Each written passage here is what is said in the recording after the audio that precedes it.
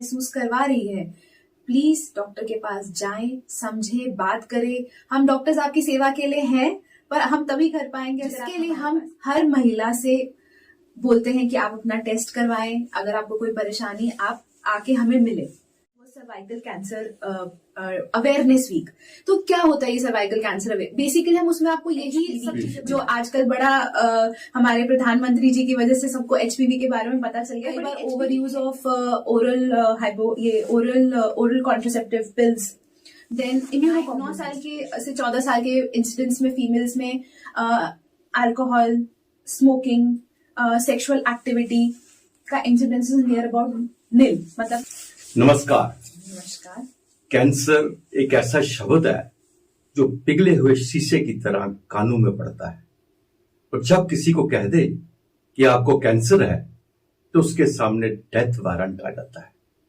लेकिन ऐसा नहीं है। अगर इसके बारे में हमें जानकारी हो, पहले पता चले, तो ऐसी बात नहीं है कि इसका इलाज ना हो।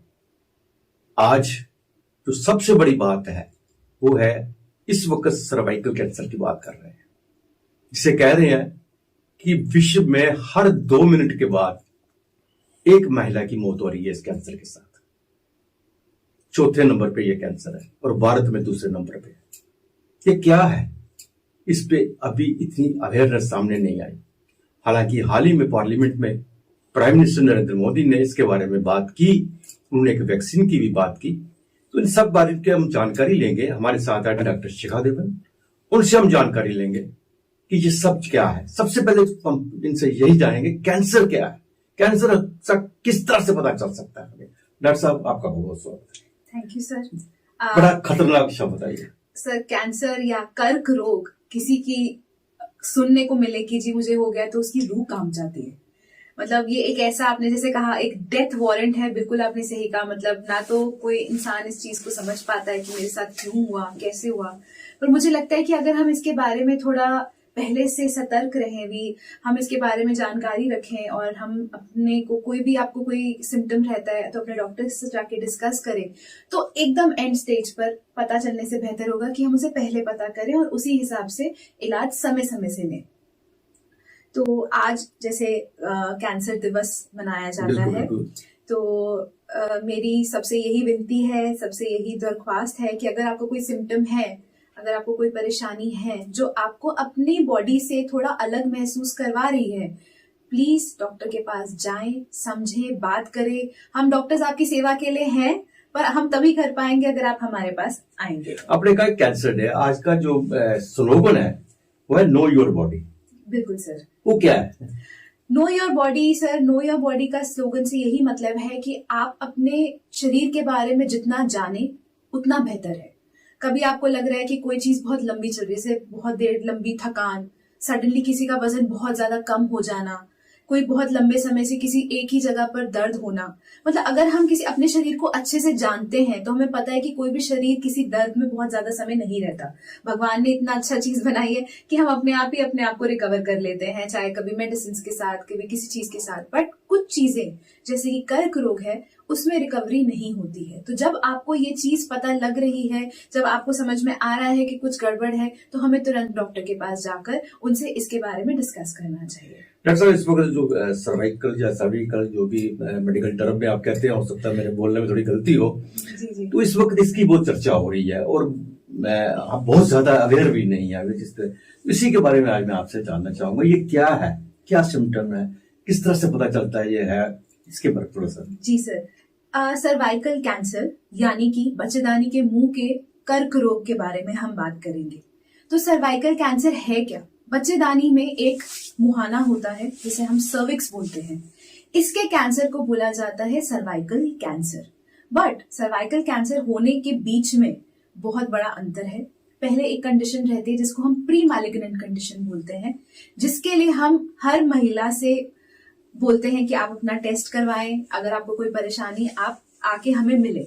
तो ये क्या परेशानी है? बेसिकली सर क्या होता है कि किसी को बहुत लंबे समय से कोई विजाइनल डिस्चार्ज हो रहा है, किसी को मतलब एक अननेचुरल या अबनॉर्मल ब्लीडिंग हो रही है, मतलब महीने के बीच में ब्लीडिंग हो जाना, सडनली वजन बहुत ज्यादा कम हो जाना, पानी बहुत ज्यादा चलना, नीचे की तरफ इन्फेक्शंस बहुत ज्यादा रहना, ये कुछ सिम्टम्स हैं जो हम कहते हैं कि आपको जाकर अपनी टेस्टिंग करवानी चाहिए। तो टेस्टिंग हम कैसे करेंगे? अब एक चीज है सर, इतना टाइम हो गया काम करते हुए, बट मैंने एक देखा है लेडीज में बड़ी हेजिटेंसी रहती है सर।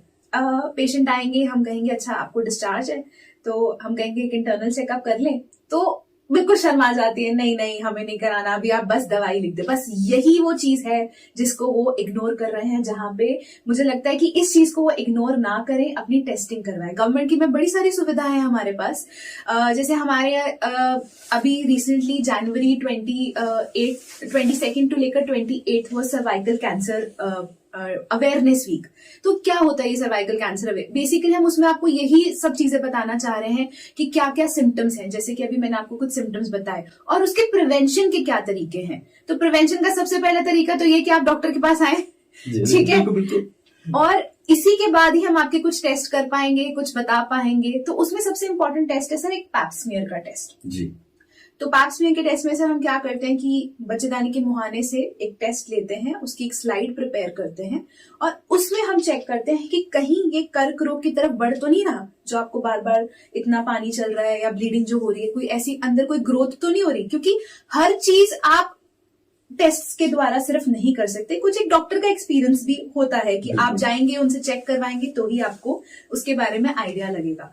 तो पैप स्मीयर टेस्ट हर सरकारी अस्पताल में, हर प्राइवेट अस्पताल में हर गायनेकोलॉजिस्ट करती है, बट तैयार तो मरीज को ही होना पड़ेगा।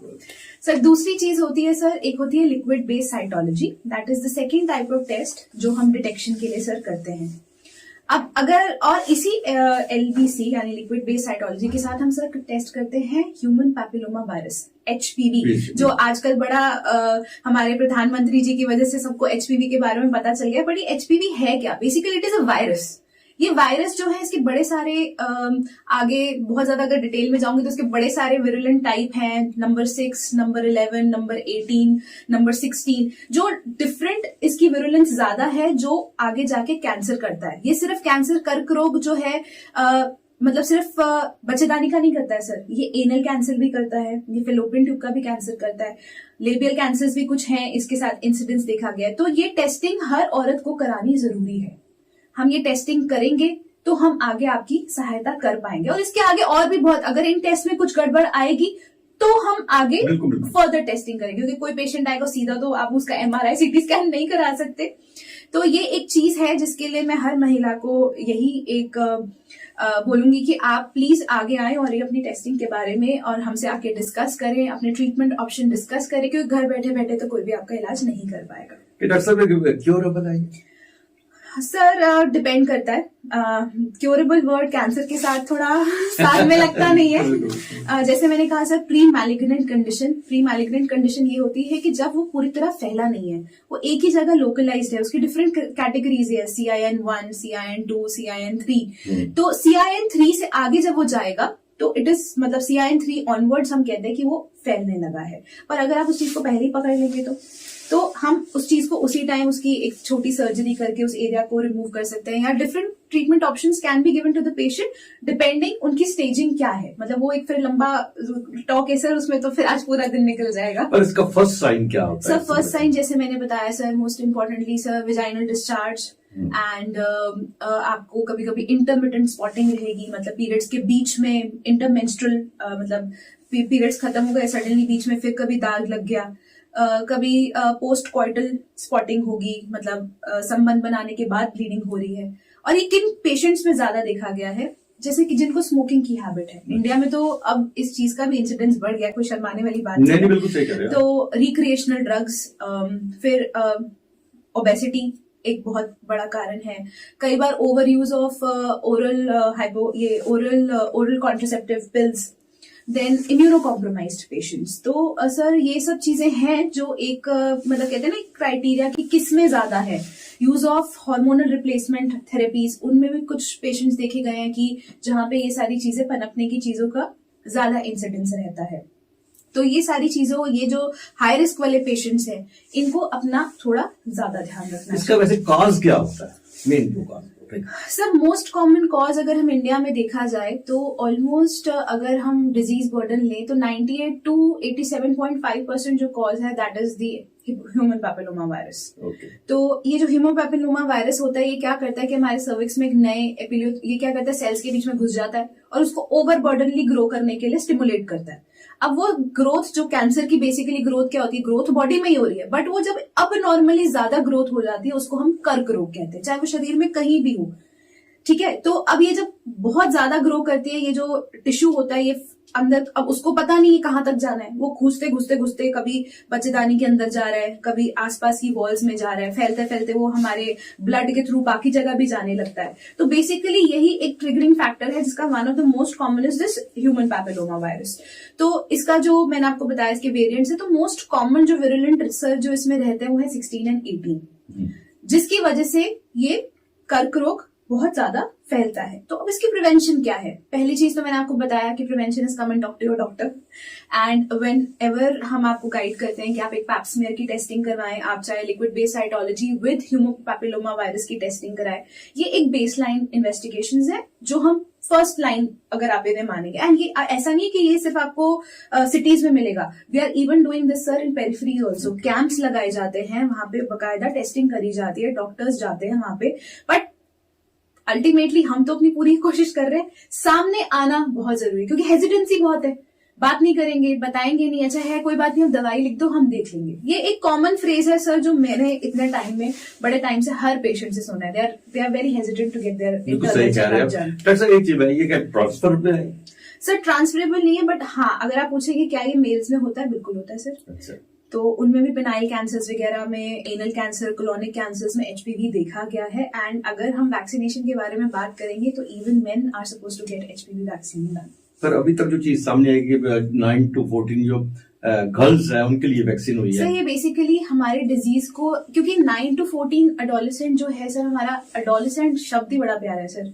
बच्चा एक उम्र से, एक लड़की छोटी लड़की से बन रही है एक औरत, दैट इज द टाइम जहां पे आप देखो ना 9 साल के से 14 साल के इंसिडेंट्स में फीमेल्स में अल्कोहल, स्मोकिंग, सेक्सुअल एक्टिविटी का incidence is near about nil. मतलब मैं नील बोल रही हूँ but let people know that's better, but the fact is कि sir since the incidence is going to be less, तो अगर आप उसको पहले ही पकड़ लेंगे तो आगे जाके डिजीज का बर्डन कम हो जाएगा। बिकॉज देखिए ना सर, हम कर्क रोग को एक मरीज से तुलना कर रहे हैं, मरीज के साथ जो आसपास लोग जुड़े हैं उनके ऊपर कितना बर्डन है। फाइनेंशियल बर्डन तो सर दूर की बात होती है, अपना जब इतनी दर्द इतने पेन से गुजर रहा हो तो अपने पे क्या बीतती है वो तो सब जानते ही हैं।